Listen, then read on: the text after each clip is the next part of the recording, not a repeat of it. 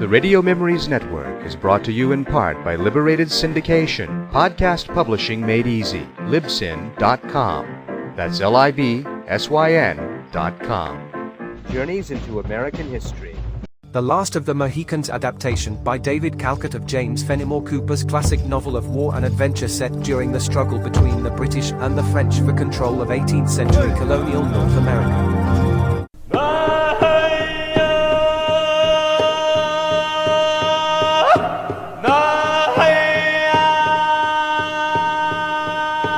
The year 1757, and England and France are at war over the possession of North America. The scout Hawkeye and his Mohican friends Chingachgook and Uncas have come to the aid of Cora and Alice Munro and their guide Major Haywood, who have been deliberately led astray into the woods by the vengeful Huron Magua. Pursued by a Huron war party, Hawkeye successfully leads Cora and Alice to Fort William Henry, where their father is commanding officer. Shortly after their arrival, however, Munro is forced to surrender the fort to the besieging army of General Montcalm. Now, under terms of truce, the English army and the colonial settlers leave the fort under the gaze of the French troops and their Huron allies. I move among my people. I speak, and they listen. I am their son. I am filled with power. The time has come. Now, Magua will taste his revenge. Now, Magua will strike.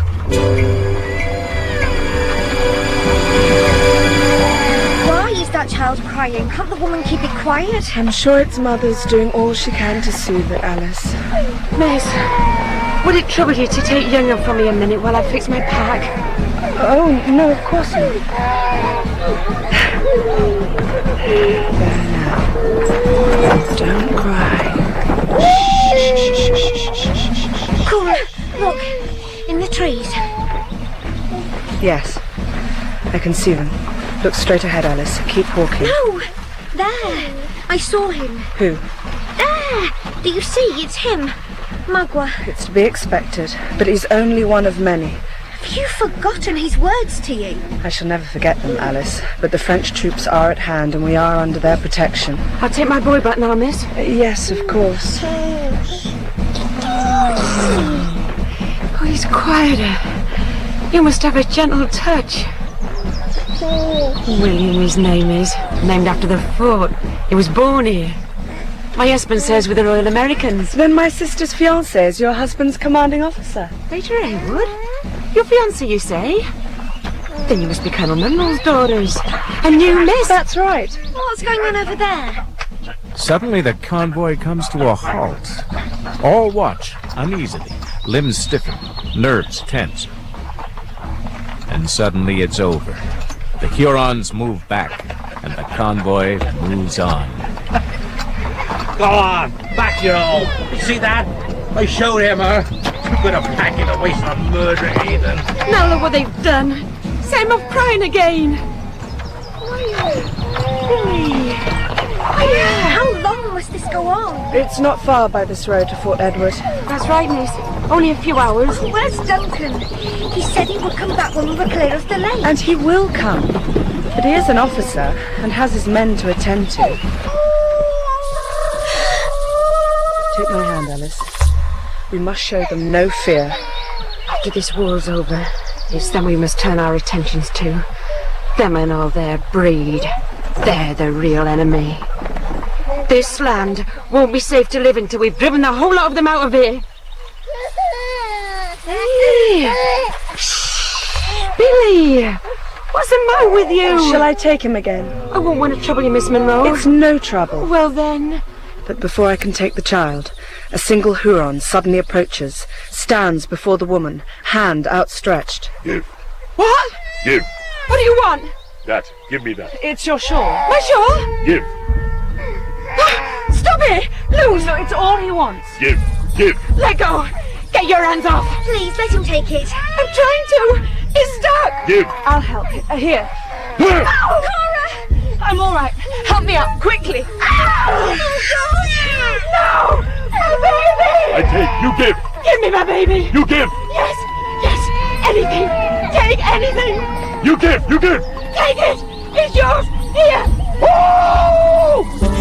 My baby!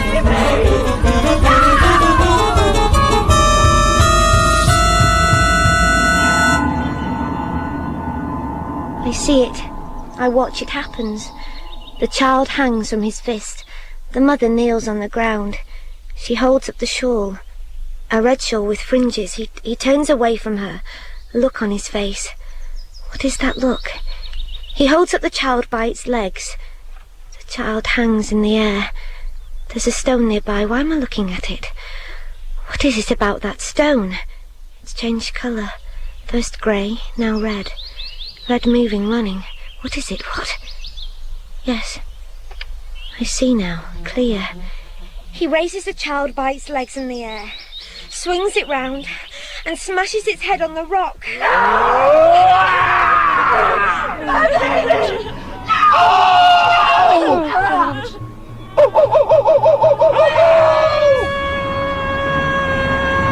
And the woods erupt as if the trees and the leaves and the grass and the sky have been ripped wide open, spilling horror and death out into the world.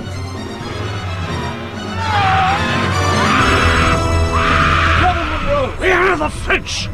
Why aren't they stopping this? Your daughters, sir. Look to them for me. I must go to Montcalm. But, sir... He'll help us, I know. Take charge here, Major. Take charge of what?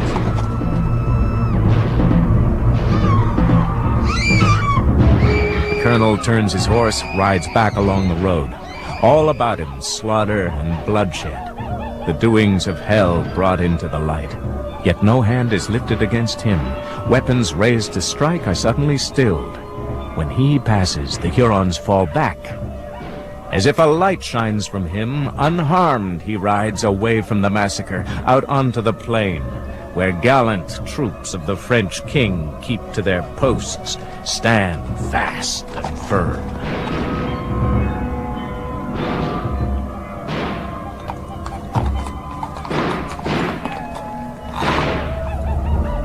General Montcalm, why do your troops stand here? They are obeying my orders, Colonel. Your orders? Stand at their posts until the English force has passed. Don't you know what's happening, man? Can't you hear? I hear the noise of a small skirmish, which I'm sure your men are more than competent. This isn't no skirmish. It's a massacre, and it's been carried out by your Huron allies. You are wrong, Colonel.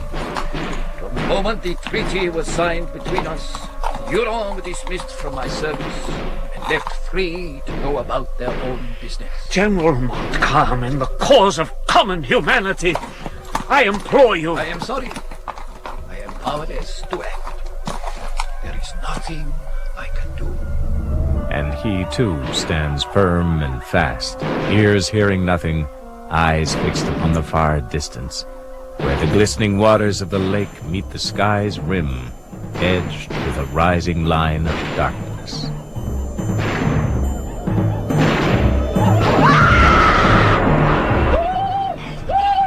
Hawkeye! There! My friend, I'm thinking this battle's past being fought. I think so too. The Huron's power is strong today. We're of the same mind then. We're not young men to run howling to death. See that hook to your left? It's just a matter of choosing the best cover. You see those trees? That clump of pines? There. What about Uncas? He will find us, if he lives. Hawkeye! Down, Major! A flying shot. It was well done. What's happened to your horse, Major? Dad, have you seen Colonel Munro's daughters? Ain't they with you? No, they were with the party of settlers. That was the first group to be attacked. I know. And the chances Hawkeye! Now! The way is clear. Right. Let's go. What are you doing? What any man of sense ought to do, beating a retreat. You can't. There's no order being given. Look about you, Major. This thing's way beyond any of your orders. Who's gonna listen to them? There's only one order worth obeying now, Major, and that's every man looks to his own skin. Wait! And if you'll take my advice, you'll look to yours.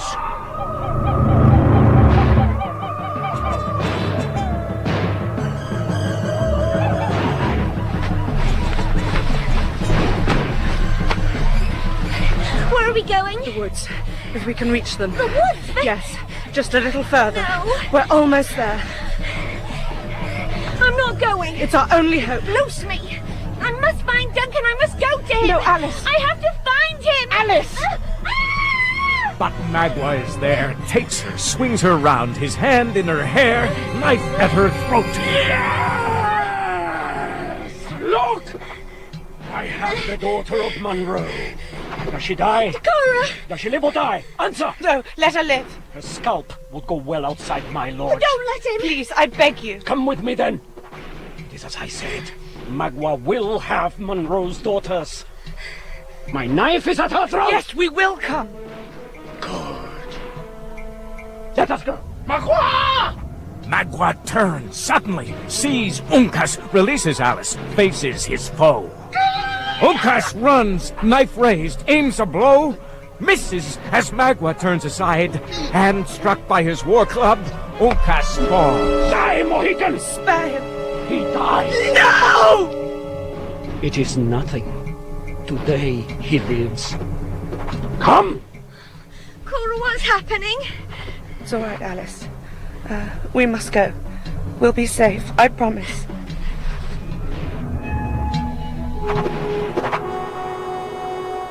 Colonel Monroe. Damn him.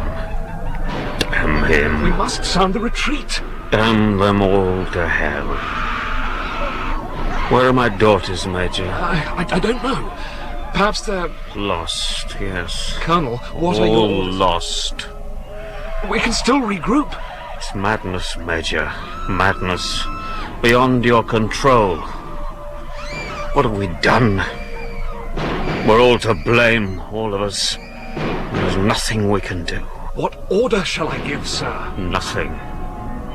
Nothing. Nothing.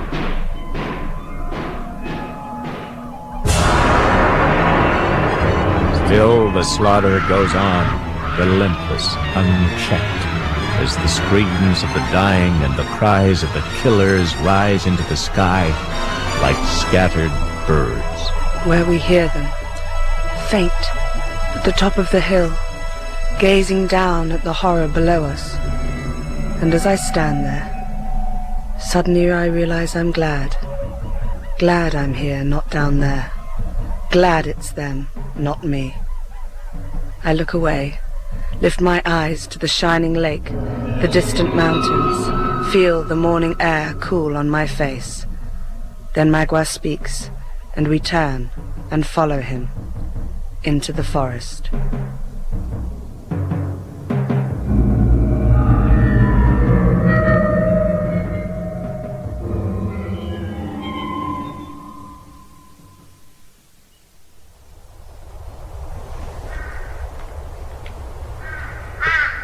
Evening, 3 days later.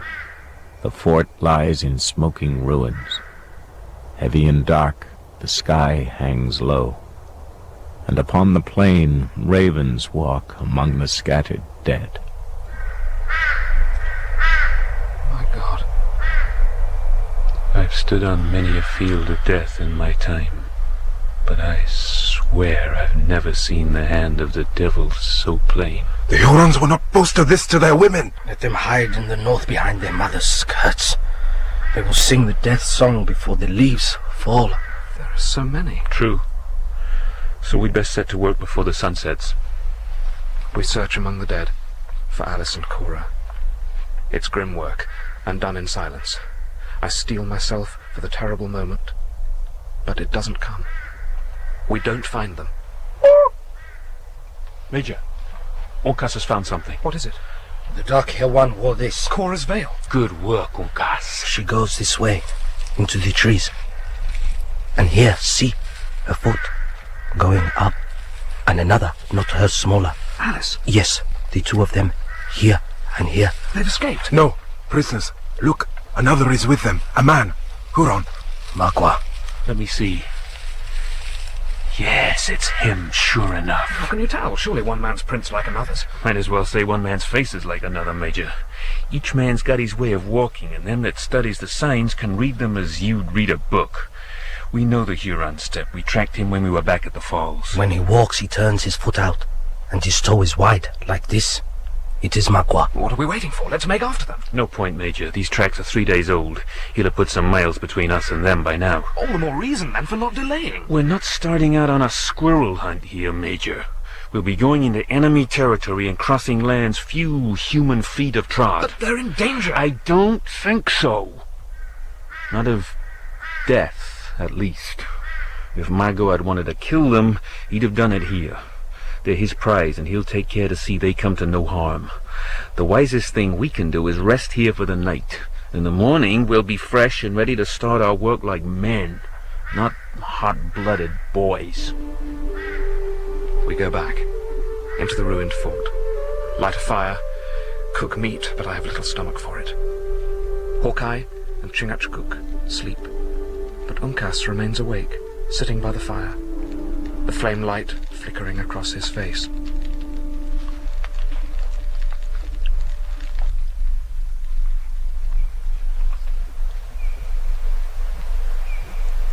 Major. Time to be moving. Already? It's still dark. Morning's not long off. Come on. Chingachgook and Uncas are waiting by the canoe. Canoe? We found a couple the Hurons left behind. They're damaged, but we've managed to fix one up. It should see us across the lake. But the trail led into the trees. And from there it leads north. That's where Magua's heading. As I said, he's put some distance between us, but we gained some by going up the lake to the northern shore. We should be able to pick up his trail from there.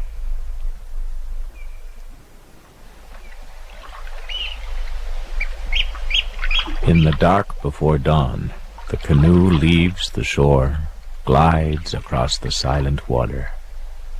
The day brightens, lengthens, draws towards evening, and at last they approach the northern shore of the lake. Where we drag the canoe ashore, hide it in bushes, move inland, and begin our search for Magua's trail.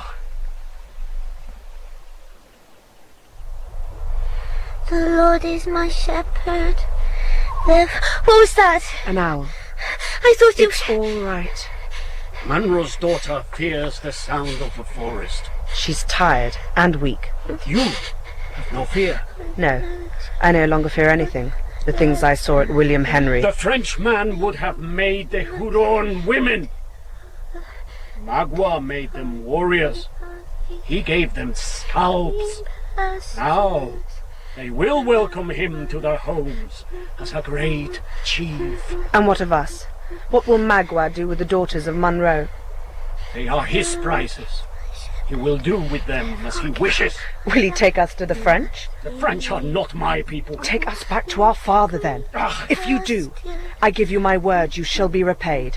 I have had payment from the hands of Munro. He rises, comes forward, out of the dark, lit by the moon. He stands before me, close, still, eyes staring into mine. I hold his gaze. Then he reaches out, takes my hand in his, and places it upon his chest.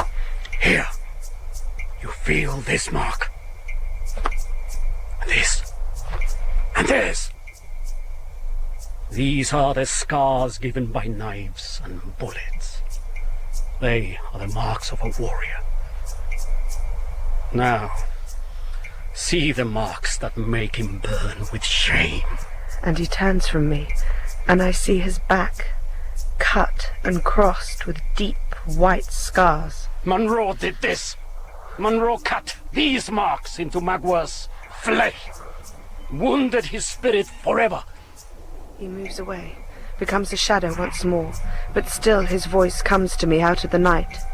Once, Magua was a great chief, born of chiefs. He fought his enemies. He was a flame among his people. In those days, he was happy. Then, white fathers came to the woods. They brought gifts for Magua. Whiskey. Magua drank, and his spirit left him. His heart became bad. His people chased him far from the graves of his fathers. I became outcast, lived alone on the shores of the lake. Then I fell into the hands of my enemies. So, Magua, who was born a Huron, became a Mohawk. And served my father. Yes. I fought for the Yengeese against my own people. A Huron spilled Huron blood and hung Huron scalps before his tent. My soul grew sick at what I had become. Only the whiskey brought ease to Magua's suffering. He drank, he called out to the spirits of his fathers, he sang and he danced so they should not forget him. Then the soldiers came and caught hold of him. They took him before Monroe. Drinking is forbidden, he said. You will be punished. And I was taken outside and tied to a post.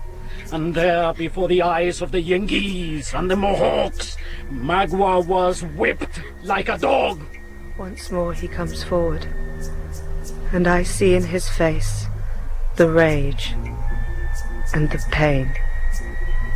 And this time, I look away. When I stood at the post and the blows scorched my back, I made no sound, but my heart was wounded and cried out. Its wounds have never healed, and it cries out still. What is it can ease this pain? Monroe's death? No.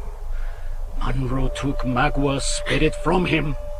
Magua must take something from Monroe. The thing he loves best. His daughters. One. To be his squaw. You. No. Once more Magua will be a great chief. You will fetch his water, plant his corn, chop his wood, cook his meat.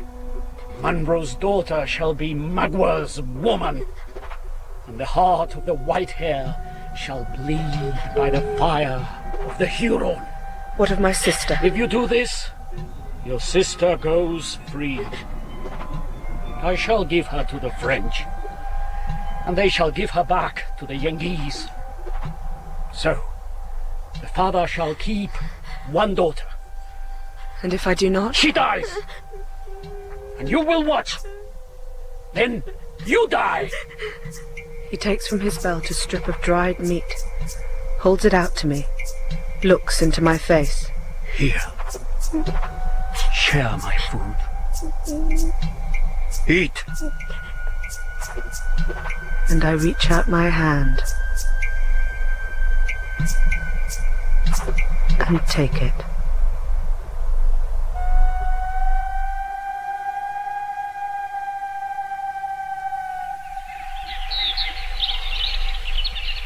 I can't understand it.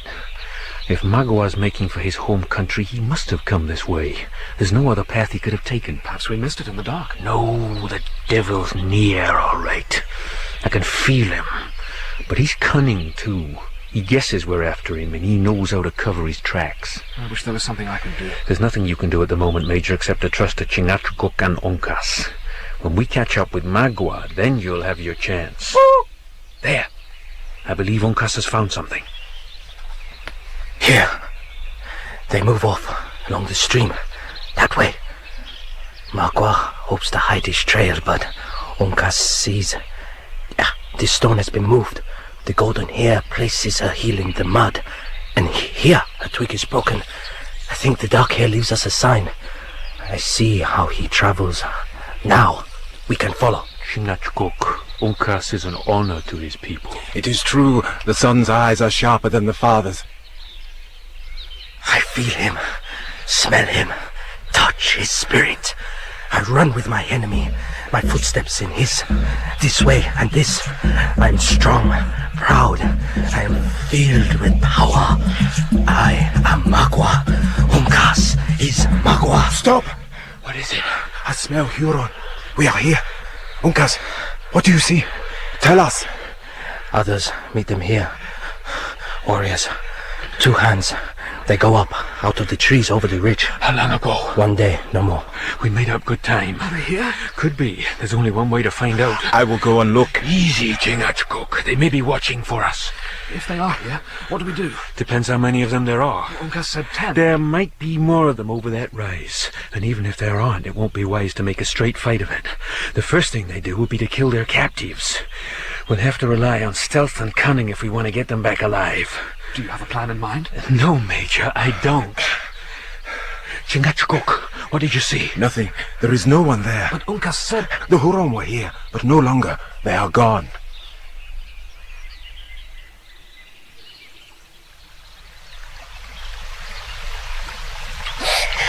Where are my shoes? I put them somewhere.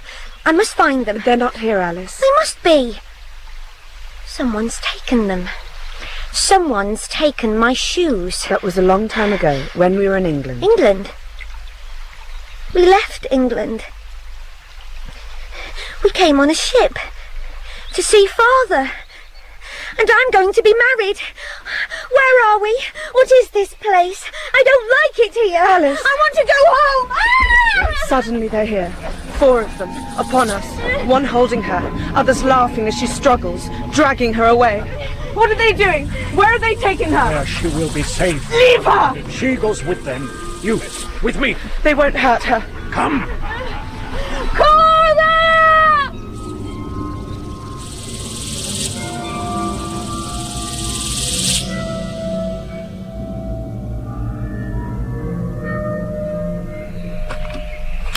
They were here, sure enough. And not many hours since. You see the fire? Its ashes are still warm. Warriors make camp here. They wait for Magua. When he comes, they eat, sleep. Sun rises, and they go. Which way? Oh, It's not hard to tell, Major. Even your eyes can see their trail leading out of here. They must feel safe. Must be going somewhere they're not afraid of being followed. But we shall follow. You think I'd turn back when we've come this far? This Mingo devil's led us on crooked paths and dark trails ever since we first met him. He's a thorn in my side, and I mean to have him out.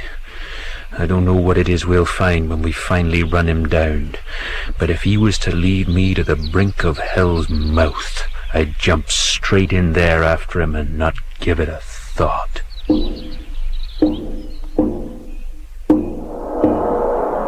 They follow the trail into the mountains, coming by nightfall to a valley beneath the crags. A stream tumbles down to a small pool. Thorn bushes cling to the backs of stones. And below, the dark is lit by many fires. Smoke rises from the roofs of many lodges. A great settlement hidden among the mountains, the last refuge of a scattered nation whose chiefs once bestrode the wide earth. Is this the Huron camp? No, Major. Not Huron. Who then? Ask Chingachgook. He knows. they are Delaware. Their blood runs in my veins. The trail of the Huron has led Chingachgook to his own people. The Mohicans go down to take a closer look at the settlement. We wait among the bushes and rocks for their return. Night grows darker, the mountain air colder, and the moon rises full in a clear sky. They were once masters of all these lands, the first people to walk here, so their legends tell, and the fathers of all other tribes. Iroquois, Oneida, Seneca, Mohican. Even the Huron, their ancient enemies, can call on the claim of common blood. And Magua calls on that claim now. It would seem so. I think he has more on his mind than just the selling of his captives. He's come here for some other purpose, though what that might be, I can't tell. The devil's deep, too deep for me. There's something twisted in his soul. I felt it the moment I first saw him. Whatever his purpose is, it's imperative we rescue Cora and Alice as soon as possible. I'm one with you there, but it's easier said than done. Hawkeye. What is it? I think I heard something. There. Yes. Someone's coming up through the rocks. Chingachgook and Uncas. If it was them, we wouldn't hear them. I'll take a look. Do you see anyone? Yes. One man. climbing this way. Huron? No. Tell you the truth, I can't rightly say what he is. And he pulls himself up onto a ledge of rock. A lean, ragged figure, head shaved, face painted. He stands and lifts his arms to the moonlit sky. Lift up your heads, all you gates, and lift them up, you everlasting doors! Help me, Major! Arise! Oh, Lord, save me! I can't hold him. Deliver me! Let's take his hand like a lamb, rending me in pieces! It's enough! No! No! Just keep still, and we won't hurt you. All right? Right. My God, why have you forsaken me? No more noise of this knife will put an end to your ranting for good. That's better. Now, tell us who you are. I have forgotten, like a dead man. And in mind I am like a broken vessel. His name, or the name by which he chooses to be known, is David, a travelling preacher who, through excessive zeal and faith, wandered too far north and was taken captive by the Delaware. They would have slain me, but whom should I fear? The Lord is the strength of my life. I spoke to them the words of the psalm. Of whom should I be afraid? When the wicked came against me to eat up my flesh, my enemies and foes, they stumbled and fell. Yes, they would have left him unharmed. The blood of holy men and fools is sacred to the Delaware. How long have you been with them? How long? I am weary with groaning. Too long, by the looks of it. Have you never tried to escape? Once, yes, but they caught me, cut me, made me lame. Uncas and Chingachgook return, and listen as we go on, questioning him, piecing together his story. And it's from him we learn that Magua and his Hurons did arrive at the settlement the day before, bringing with them 2 women captives. A meeting was held of all the chiefs, at which Magua spoke with the tongue of a serpent, a voice of honey and brimstone. And though he couldn't follow all that was said, it seems that Magua has come to make some kind of bargain with the Delaware. The Huron shall die. All in good time, Uncas. Once we've decided on our course of action. What is that to be? I'm not sure yet. We have little time for delay. If this man knows where they are, could we not attempt to steal Cora and Alice away while it's still dark and the Delaware sleep? We could, but it would be against my nature. What do you mean? To go like a thief among the lodges of the Delaware doesn't sit well in my heart. They're good people and have never done me harm. For myself, I'd prefer to go there in the clear light of day and speak to them, a man among men. Preacher, tell me, is Tamenund still with his people? Tamenund? Yes. Tomorrow he speaks and gives judgment. Who is this Tamenund? A great chief and a wise man of the Delaware. This might give us hope, Chingachgook. His words carry much power among our people. When Tamenund speaks, it is so. Yet the Delaware are far from the land of their fathers, and the Huron is among them with brave words. I do not know what Tamenund will say. Then I say we act now. I'm with open hand. The daughters of Monroe must be stolen away. Chingachgook. The son speaks for his father. It seems I'm outvoted. It's settled then. Not quite. We need to know exactly where the prisoners are being kept. You, preacher, can you tell us? Give thanks to the Lord, for he is good. She's here. The young one right here. He brought them out of darkness and the shadow of death, and led them forth by the right way. He tells us that Alice is in a cave nearby, guarded only by 2 Hurons. She's alone in there. Cora's being kept separately in the Delaware settlement. With only an hour of darkness left, we decide to act swiftly. David will guide Uncas and myself to the cave, then return to lead Hawkeye and Chingachgook to Cora. And as they part, Chingachgook and Uncas, father and son, clasp hands, speak softly one to the other, gentle words of love and farewell. For who can tell, when a warrior goes upon his path, if he shall ever lay eyes on his kind again?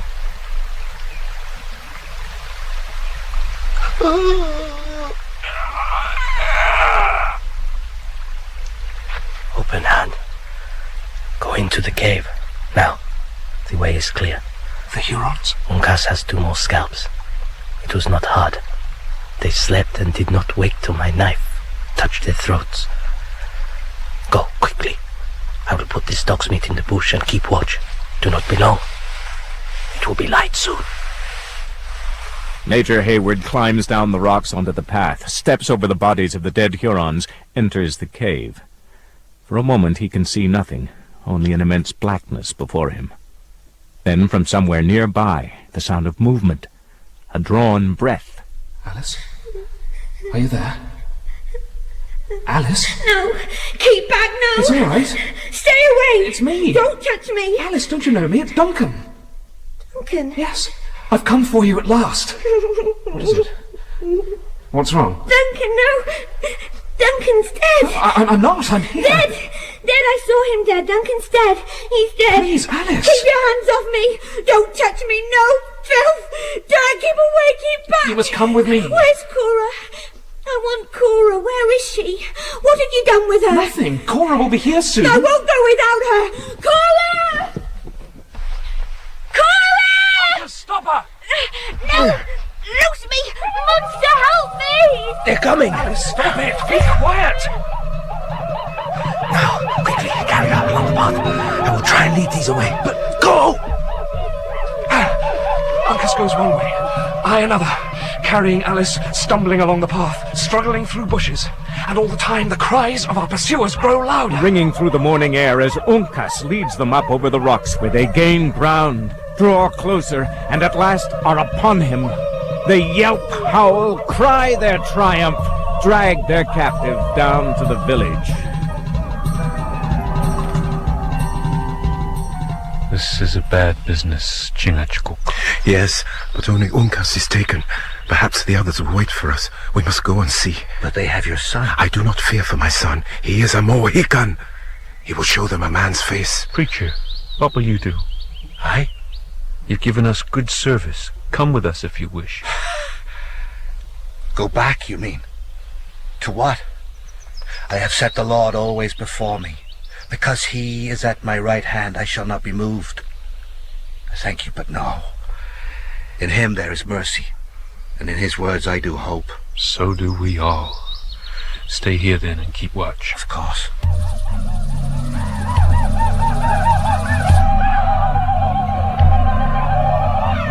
From the bushes he watches, sees the village in turmoil.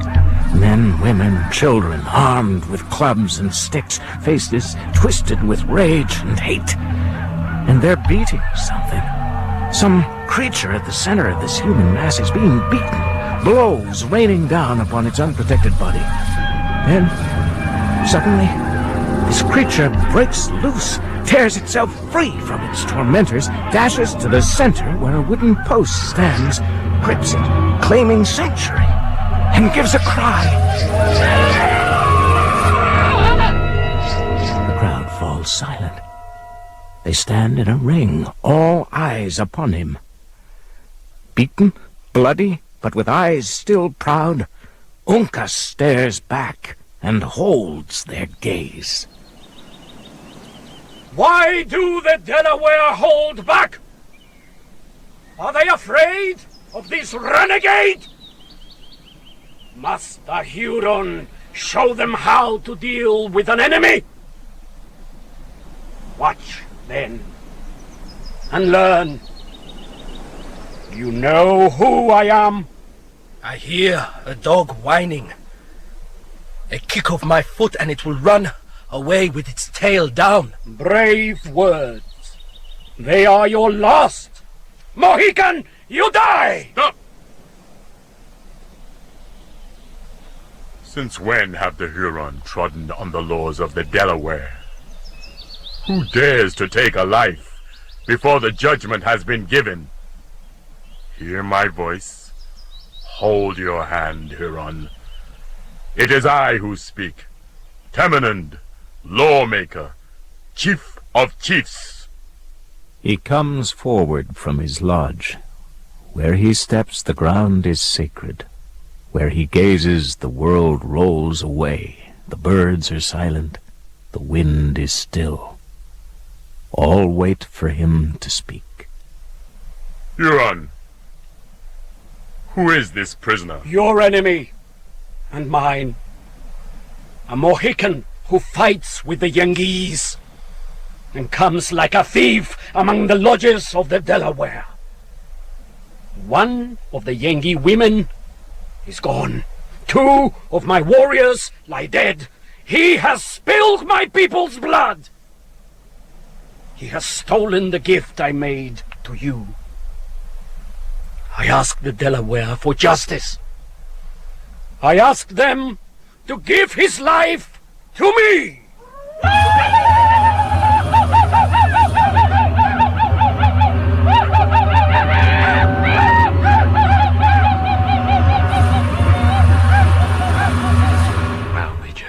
We have to move fast. Uncas will give us what time he can, but it won't be much. Do you think the girl can travel? Not far. She's very weak. She must be moved from here. It may not be long before they come looking for her. We passed a place on the trail where the stream came out of the rock. There was an oak. And there was a crevice behind. I remember it, yes. It may serve to keep her from the eyes of the Mingos. And I can lay a false track. Good. Major, take Miss Monroe and follow Chingachgook to this place. Wait for me there. If I don't come, you'll be in his hands, and there's none safer. What about you? Where are you going? To the Delaware camp to see what I can do for Uncas. You intend going down there alone? I do. Chingachgook, take Killdeer.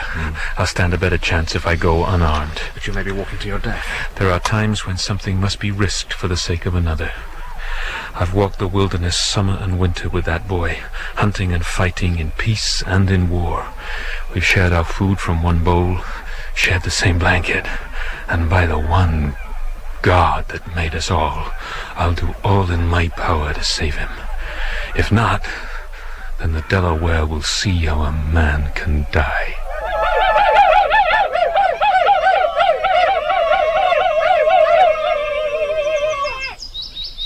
We have listened to the Huron. Now let us hear the Mohican. Does Magua speak the truth? Answer. I will only say this, that I think the time has come for me to die when I see the Delaware listen to the yelpings of a Huron dog. I think this Huron must have poisoned the minds of the Delaware and sent their spirits crazy. They do not know who they are anymore and have forgotten the names of their fathers. Enough! Mohican, you speak as one who is already dead. Before I give judgment, tell me your name. He is Uncas, the son of Chingachgook, and a child of the great turtle. Look upon him, Tamanund. One of the race of Unamis is among you. Now you know that Magua speaks the truth. Did I not tell you that this Mohican run with the Yengeese? And now one comes walking to the very doors of the Delaware. I come here to speak for the Mohican and without weapons. Will the Delaware hear my words? The words of the Yengeese are poison. When they speak, their leaves wither. This one has brought death to many of my warriors. He is La Longue Carabine. Silence! La Longue Carabine? The name is known to me, and is spoken of with respect. My ears are open to your words. No! Huron! You have spoken. A man should know when it is time to be silent. We will hear the Yangee. It shall not be my words that will speak, but your own eyes. Turn them upon Uncas, and let them be opened. See the mark he bears upon his chest. Mohican, come forward. Show me this mark. Yes, it is so. Delaware, hear me. One stands before me whose race is the grandfather of nations. The blood of Unamis runs in his veins. Truly, the world is grown young again. and the eyes of the dying eagle gaze upon the rising sun. Uncas, you are welcome here. Is this the wisdom of the Delaware? If this Mohican bears the mark of the turtle, he is twice a traitor to his people. This is no chief, but a hound that howls when the Yangi shows him a trail. And you are the dog that eats the offal thrown to him by the French. Magua is a friend of the Delaware. He came to them. He brought them a gift. Where is that gift now? Stolen from them by the Yangi and the Mohican. Ask if it is not so. Speak, Uncas. Have you taken away the daughter of the Yangi chief? Yes. What would the Delaware want with her? What have they to do with this war between the whites? Let her be returned to her father, and the Delaware shall continue to live in peace among the mountains. There is reason in this. The path is open to her. And to myself and La Longue Carabine. The friends of the Delaware are free to walk wherever they wish. There is another, daughter. She is among your lodges. Is the path also open to her? She is mine. I claim her by right of conquest. Uncas, what do you say to this? He can say nothing. He knows she is mine. The Delaware are a just people. What a man has taken belongs to him. Wait! If the woman is here, bring her forward. Let her speak before you pass judgment. It is fair. We will hear the words of the Yangi woman.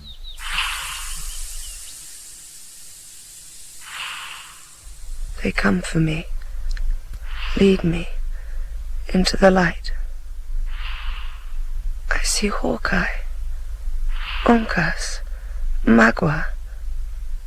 I see a ring of people, all eyes upon me, silent, watchful. I feel the weight of the sky above me. I feel the weight of the earth beneath me. I lift my head, step forward, and my feet are firm. Girl, you came here with this Huron. Was it by your choice? He brought me by force. I did not come willingly. You were taken from the field of war. If the slaughter of innocents can be given that name. He would have you as his wife. He is a great chief among his nation. His hands are red with the blood of my people. My heart is filled only with hatred for him. Huron? Her mind is in the tent of her father. An unwilling maiden brings no happiness to a warrior. It is not for happiness that I take her. For what reason, then? Magua's reasons are his own. The woman is my captive, and my claim is upon her. Speak the words, and let us depart. Uncas, is this just? He has a conqueror's right. It is the law. Shall the words be spoken? Yes. Then you shall speak them. Hawkeye, is there nothing to be done? For the moment, no. Uncas, say what you must. I know you are bound by your law. I will go with Magua. Hawkeye, see that Alice is cared for. She has suffered much. And tell my father. No. He will understand. Speak now, Uncas. Look into my eyes, and I am not afraid.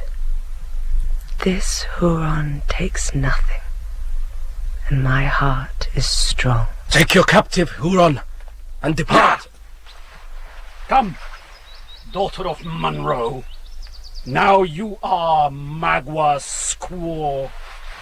Magua! Look at the sun. While he rests in the trees, I am a Delaware. But when he stands above the mountains, I am a Mohican, and I shall be on your trail. I hear a crow speaking. I look around and I see dogs and rabbits, where I should see men. I spit on you. When the French ask me, where are the Delaware, I shall say, I do not know. I could not find them. Watch my shadow as I go, and see how it passes over the graves of the Delaware. They pass into the mountains. Slowly the sun rises. Hawkeye brings Hayward and Alice out of hiding, leads them to the safety of the Delaware village, where the girl is delivered unto gentle hands, which tend and nurse her injured spirit. And where Uncas waits at the edge, alone, watching the sun's light climb among the slopes. I paint my face for war. My heart is strong. I am ready. I wear my life upon my fingernails. All my fathers are here. They crowd around me, laughing, singing. Out of the sun I see an eagle flying. His feathers are white, his wings spread across the world. He calls me, and my spirit soars, rising towards him.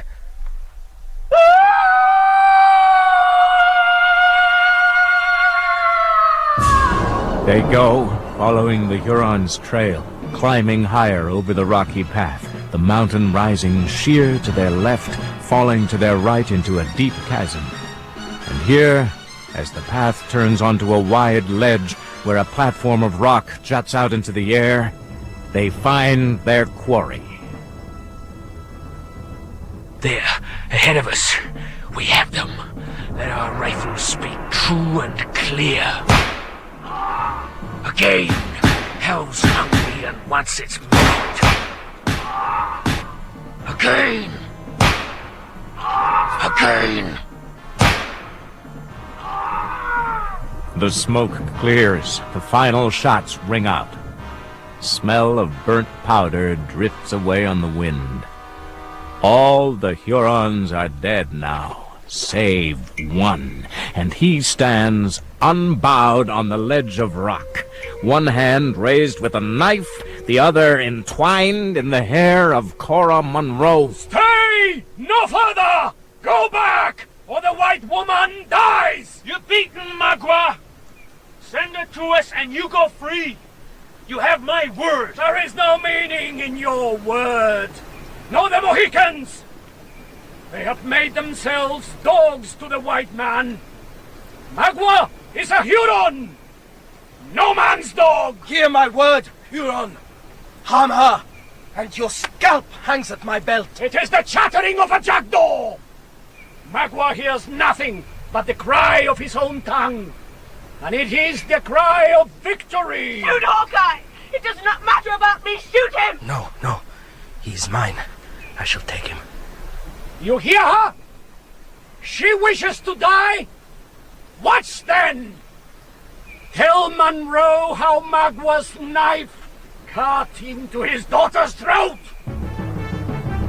He swings me round, touches the blade to my throat. I feel its cold steel. I see his face, above it, twisted with triumph and rage. I wait for death. But it does not come. Woman, I cannot kill you. You have taken Magua's soul. And his eyes meet mine. And there's something in them beyond rage. Something that crosses the spaces between us. A moment of knowing and recognition.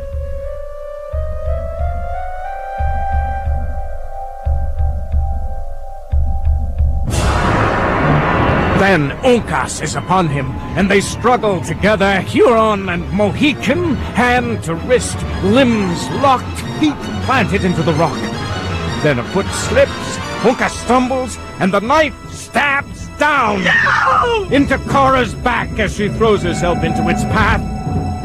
Uncas feels the weight of her body upon him. He lifts her, gently lays her down.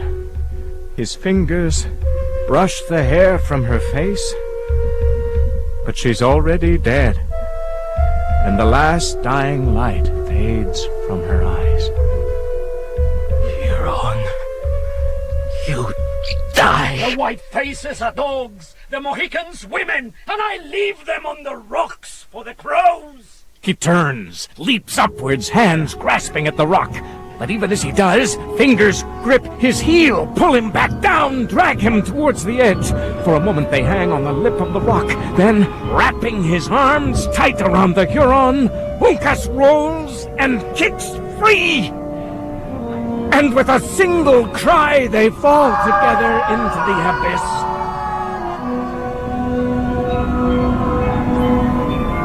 Why should I weep?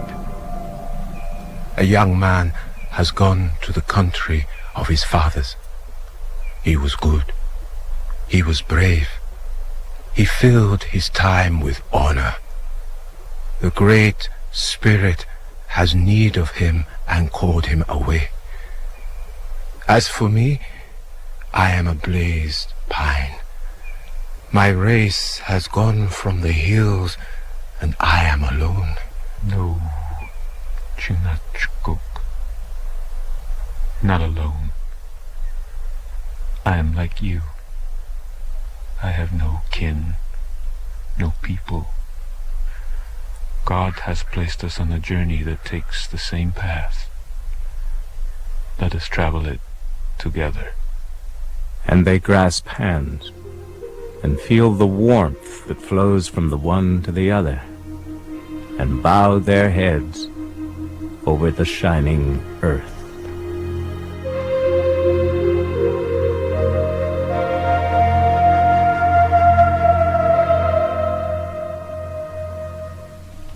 In the final part of The Last of the Mohicans by James Fenimore Cooper, dramatised by David Calcutt, you heard Michael Feast, Philip Franks, Helen McCrory, Naomi Radcliffe, Oaken Jones, Clarence Smith, Alfredo Mickelson, Russell Dixon, John Jardine, Garrick Hagan, Robert Whelan and Joe Spear.